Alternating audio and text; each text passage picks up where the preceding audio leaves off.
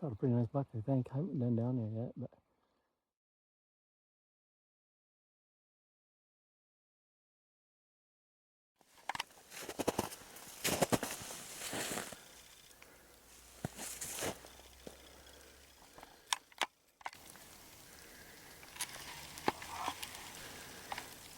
this is a really big deer.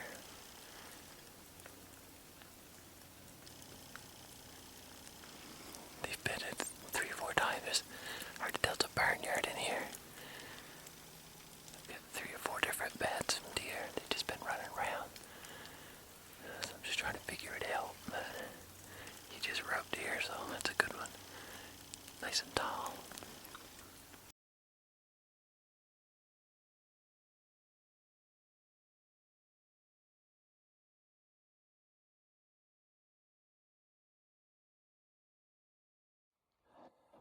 shot a pretty nice buck, I think. I haven't been down there yet, but cut his track early this morning.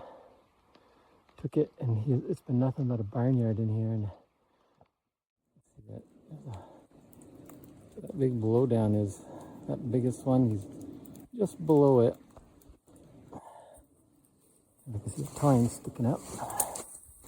Let's go take a look.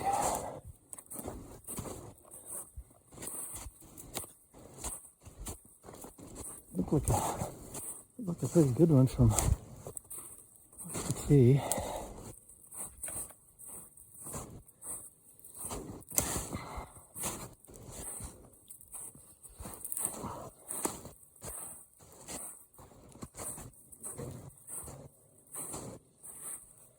Oh yeah. Oh yeah. Look at that. What a wrecker. Thank you, Lord God. Once again, you blessed me. Unbelievable. Look at this deer. Look at the mass. Wow. Let me zoom out a little bit. Oops, sorry about that.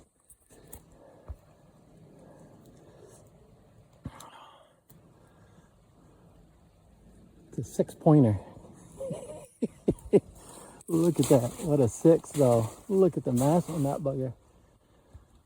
Ooh-wee. I am so sorry, dear, but coming home to Vermont. I can't. This is where the deer was standing, right here. He dropped it here. This is what I was shooting through.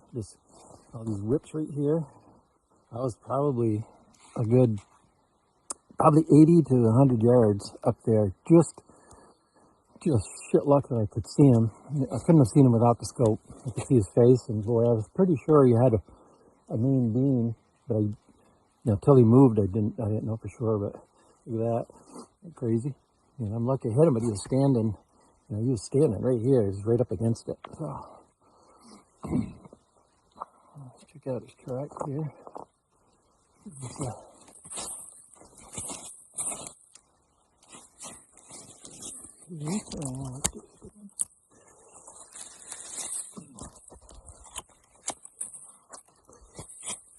Reference.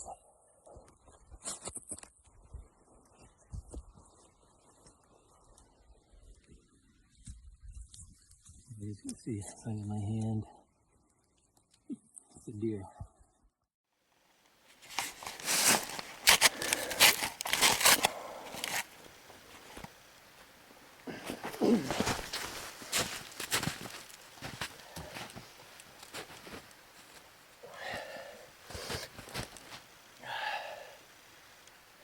Six-pointer.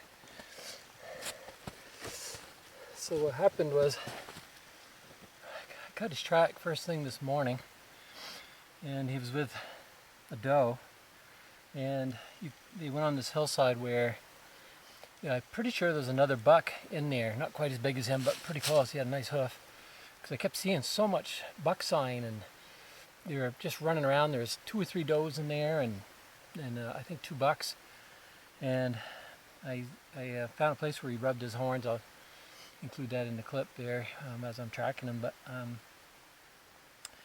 But it was a barnyard, and there was tracks everywhere. So I said, and they all looked the same age. Because it was that melting snow. But I knew they were fresh. Like easily, you could catch them today, no problem. But which one to take? They were everywhere. They were just in and out of this cut. There's just there's a cut up there, and they're all over it. And coming and going. Like I figured they must have been in here like middle of the night and just running around chasing. So finally I swung, started my loop to get out of the barnyard and see if I could find a track going out. And I was actually tracking a different deer. And I said, no, that ain't him. Pretty sure that this is the other one, the other one. But I said, well, I'd be happy with him too, because he was a nice buck track. I said, I really wanted this one, the bigger track. So I kept going, then whoop, there's his track again. But I didn't know if it was fresh or if during the night. So I said, well, I'm going to take it. He's with a couple of does. So we kept going, and just making a circle. And finally, I was pretty sure that it was fresh. I mean, it looked really fresh. So I thought, better slow down here and just look. So I had stopped at the brook, had a drink of water, and then I started moving again. I didn't go very far, and a deer took off in front of me, and I couldn't tell what it was. And then I looked behind it, and a second deer. So I figured maybe that was him, but because I'd seen the first one good enough, I would have seen this, but I didn't see any horns.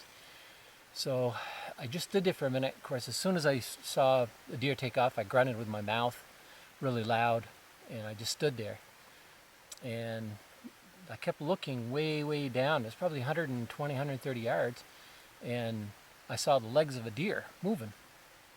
And I said, well, there's one right there. And I said, well, I'm gonna give these deer time anyways before I go after them. So I'm just gonna stay right here and call. So I grunted 3 or 4 times with my mouth, and then I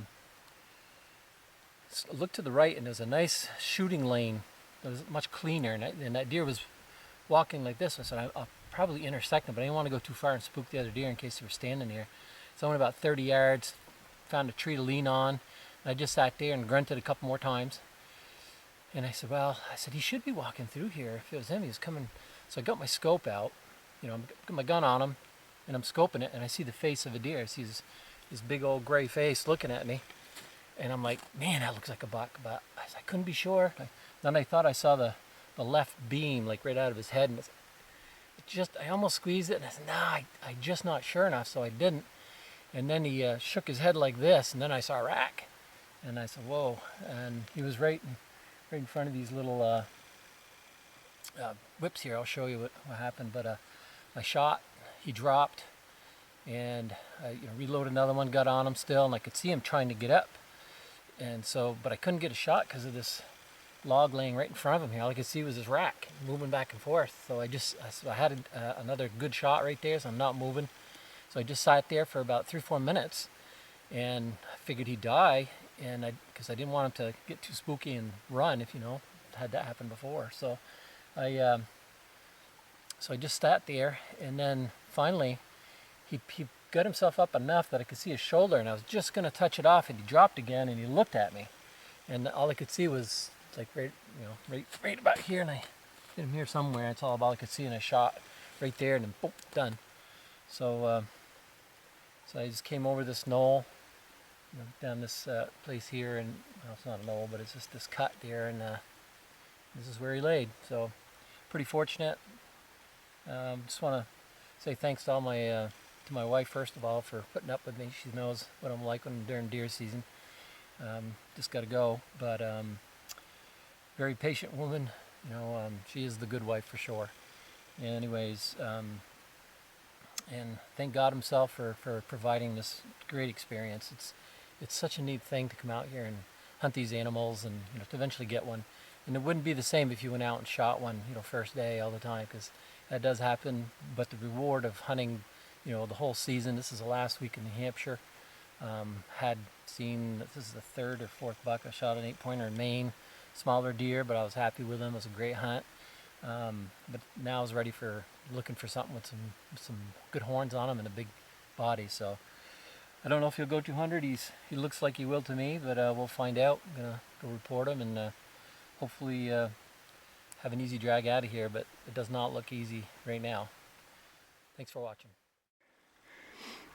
Well, if it's in the jet sled, it might not be 200.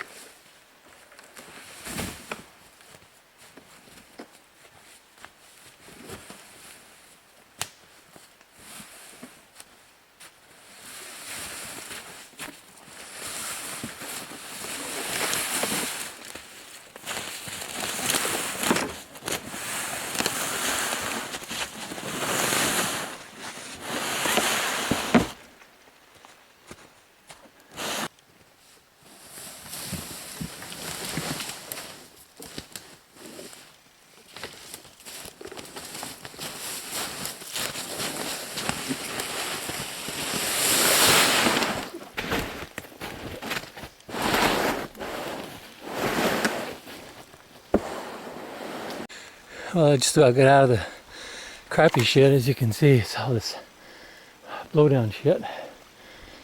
And realized I forgot my knife. So luckily I'm only 100 yards from the gut pile, which is right here, so it should be right here somewhere.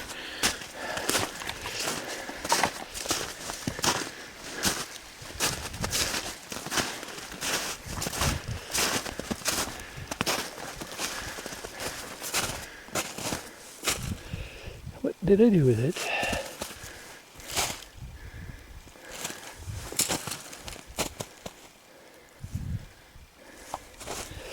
There she blows!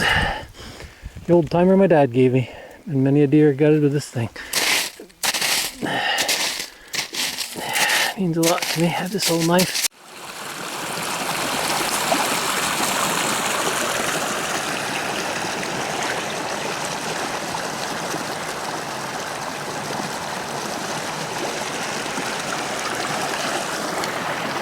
About halfway, but at least it's all on this old tote road. So it's going to get easier. It actually pulls pretty easy on a little bit of snow that there is.